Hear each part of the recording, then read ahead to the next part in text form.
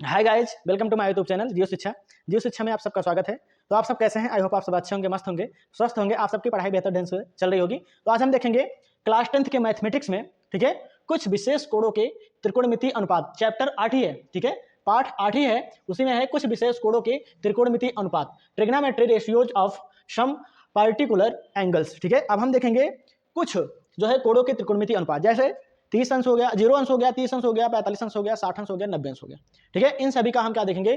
त्रिकोणमितीय अनुपात देखेंगे कि साइन का वैल्यू, कास का वैल्यू, टेन का वैल्यू, उसके बाद कोसेक का वैल्यू, सेक का वैल्यू, कॉट का वैल्यू क्या होता है। ठीक है, चलिए देखते हैं। तो हम पहले देखेंगे 30 अंश के लिए 30 अंश त्रिकोणमितीय अनुपात, 30 अंश के लिए त्रिकोणमितीय अनुपात। उसके बाद हम देखेंगे जो है 60 अंश के लिए त्रिकोणमितीय अनुपात। उसके बाद हम देखेंगे 45 अंश के लिए, ऐसे ही 90 अंश के लिए, ऐसे ही 0 अंश के लिए देखेंगे। तो हम एक मान लेते हैं क्या है, त्रिभुज है, और यह त्रिभुज कैसा त्रिभुज है? समबाहु त्रिभुज है। यह त्रिभुज कैसा त्रिभुज है? समबाहु त्रिभुज है। मान लीजिएगा यह एक समबाहु त्रिभुज है, ए बी सी समबाहु त्रिभुज है। अगर समबाहु त्रिभुज है तो इसका कोण जो होगा वहां क्या, सॉरी, इसकी भुजा सभी क्या होंगी? आपस में बराबर हो जाएंगी। तो ए भी ए होगा और ये भी ए ही होगा, और यहां पर ए भी क्या हो जाएगा? ए ही होगा, ये यहां पर भी ए होगा। ठीक है, समबाहु त्रिभुज है, मतलब माना एक समबाहु त्रिभुज ए बी सी है। देखिएगा, तो समबाहु त्रिभुज है तो इसकी भुजाएं, तीनों भुजाएं क्या होंगी? आपस में बराबर होंगी। ठीक है, समबाहु, सभी भुजाएं, तीनों भुजाएं आपस में बराबर होंगी, उसे क्या कहते हैं? समबाहु त्रिभुज कहते हैं। देखिएगा, इस पर हम एक खींच देंगे क्या? लंबार्धक। देखिएगा, ए से क्या खींच देंगे? ए लंबार्धक। क्या है? ए से लंबार्धक जो खींचोगे वह क्या है? एडी। मान लीजिएगा यहाँ पर जो बिंदु तैयार हो रहा है वह डी तैयार हो रहा है। यहाँ पर क्या है? बिंदु डी है। ठीक है, लंबार्धक खींचोगे, यहाँ पर बिंदु क्या है? डी है, कैपिटल डी।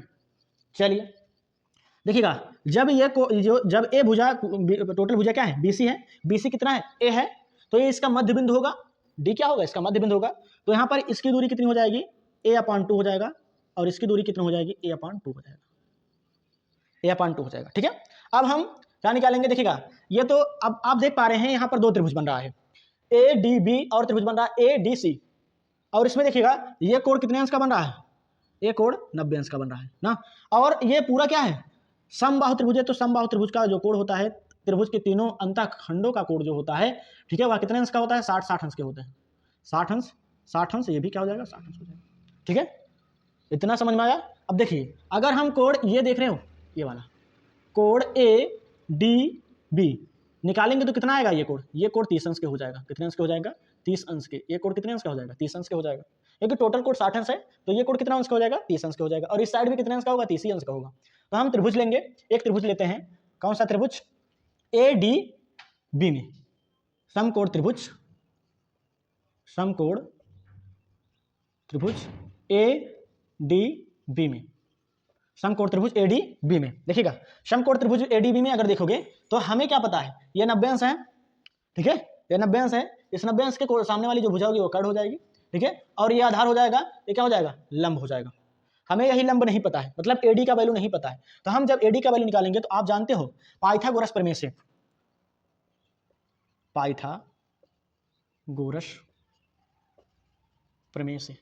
पाइथागोरस का प्रमेय क्या कहता है? कर्ण का वर्ग बराबर होगा लंब का वर्ग प्लस आधार का वर्ग। इसी प्रकार से आप कह सकते हो लंब का वर्ग बराबर होगा कर्ण का वर्ग माइनस आधार का वर्ग। तो लिख लेंगे एडी का वर्ग, क्योंकि हमें ज्ञात करना है एडी। एडी का वर्ग बराबर हो जाएगा कर्ण का वर्ग, मतलब ए बी का वर्ग माइनस, ठीक है, आधार मतलब बी डी का वर्ग हो जाएगा। तो ए डी का वर्ग इक्वल टू हो जाएगा, देखिए ए बी कितना है? ए स्क्वायर माइनस हो जाएगा, बी डी कितना है? बी डी है 1/2 का हो जाएगा होल स्क्वायर। तो ए डी का स्क्वायर इक्वल टू हो जाएगा ए स्क्वायर माइनस ए स्क्वायर बटे 2 दूना 4 हो जाएगा। ठीक है, तो हो जाएगा ए डी का वर्ग इक्वल टू हो जाएगा 4 ए हो जाएगा, ए स्क्वायर माइनस ए स्क्वायर बटे हो जाएगा 4 के। देखिएगा ए डी इक्वल टू हो जाएगा अंडर रूट में, देखिएगा 4a स्क्वायर माइनस ए स्क्वायर घटाओ कितना आएगा? 3a स्क्वायर हो जाएगा, बटे हो जाएगा 4 के। अब देखिएगा ए डी इक्वल टू क्या आ जाएगा? ए डी इक्वल टू हो जाएगा, देखिएगा 3 जो है यहाँ तो वर्गमूल नहीं है, ये बाहर नहीं आएगा, ए स्क्वायर बाहर आ जाएगा और 4 भी क्या आ जाएगा? बाहर आ जाएगा 2 के रूप में। तो हो जाएगा a अंडर रूट 3/2 हो जाएगा, a अंडर रूट 3/2। तो यहाँ पर ये वैल्यू जो प्राप्त हुआ, मतलब कि ए डी वैल्यू जो प्राप्त हुआ कितना प्राप्त हुआ? a अंडर रूट 3/2 2 प्राप्त हो गया। ठीक है, अब हम निकालेंगे कि साइन 30 का वैल्यू cos 30 का वैल्यू 30 यहाँ पर है, तो 30 है, 30 अंश। ठीक है, कितना अंश है? 30 अंश है। तो देखिएगा ये कोड है 30 अंश, हम 30 अंश का ही वैल्यू निकालेंगे, 30 अंश के त्रिकोणमितीय अनुपात। ठीक है, तो हम साइन 30 निकालेंगे, तो ये कोड है, देख रहे हो, ये कोड है। कोड के सामने वाली भुजा क्या हो जाएगी? ये लंब हो जाएगा, मतलब कि BD जो होगा वह लंब हो जाएगा। ठीक है, और ये 90 अंश है, इसके सामने वाली भुजा ये क्या हो जाएगी? कर्ण हो जाएगी, और ये क्या हो जाएगा? आधार हो जाएगा। ठीक है, चलिए यहां से हम साइन 30 अंश निकालेंगे। साइन 30 अंश इक्वल टू हो जाएगा, साइन 30 अंश इक्वल टू क्या होता है? लंब बटे कर्ण के। तो लंब कितना है? लंब है a√3, सॉरी लंब कितना है? a/2, लंब है 1/a/2 अपान हो जाएगा। ठीक है, कर्ण कितना है? a/1 लिखोगे यहाँ पर। ठीक है, तो साइन 30 अंश इक्वल टू हो जाएगा, देखिएगा a/2 इंटू हो जाएगा 1/a के, a से a कैंसिल हो जाएगा, साइन 30 अंश का वैल्यू आ जाएगा क्या? 1/2 की। तो साइन 30 अंश का वैल्यू कितना है? 1/2। अब इसी प्रकार से हम cos 30 अंश का निकालेंगे और tan 30 अंश का निकालेंगे। देखिएगा cos 30 अंश इक्वल टू हो जाएगा ये 30 अंश। ठीक है, तो लंब आधार बटे क्या होता है? आधार बटे कर्ण होता है। क्या होता है? आधार बटे कर्ण हो जाता है। ठीक है, तो आधार क्या है? आधार ये है, आधार है a√3 अपान 2 अपान हो जाएगा कर्ण a है। ठीक है, यहाँ से a/1 कह सकते हो इसे। तो यहाँ से हो जाएगा cos 30 अंश इक्वल टू हो जाएगा a√3 अपान 2 इंटू हो जाएगा 1/a के, a से a कैंसिल हो जाएगा, cos 30 अंश इक्वल टू हो जाएगा √3 अपान 2 के, √3 अपान क्या हो जाएगा? 2 के आ जाएगा। ठीक है, एक cos 30 अंश का वैल्यू आ गया। अब इसी प्रकार से हम निकालेंगे tan 30 अंश का मान। tan 30 अंश बराबर हो जाएगा, tan थीटा बराबर होता है लंब बटे आधार के। तो लंब कितना है? लंब देखिएगा यही तो लंब है। ठीक है, ये क्या है? लंब है, 30 अंश, इसके सामने वाली भुजा लंब। ठीक है, a आधार ये कर्ण। ठीक है, तो लंब कितना है? a/2। ठीक है, a/2 है। ठीक है, लंब बटे आधार, आधार कितना है? आधार है a/√3